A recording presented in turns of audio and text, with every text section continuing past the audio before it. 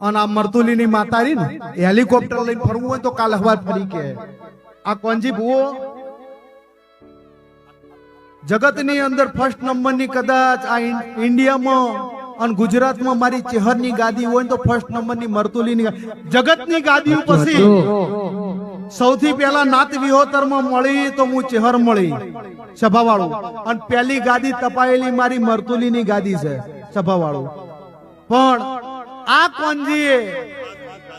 એમના ડોહે એમના ડોહે કોઈ દાડો કલર નહીં કર્યો, કોઈના રંગમાં નહીં રંગાણા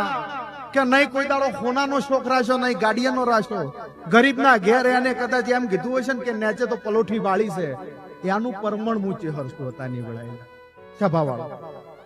નક આટલી જ આવડી મોટી ગાદી હોય એને તમારા જેવા મક્ષી જાય તો શું ફરક પડે છે?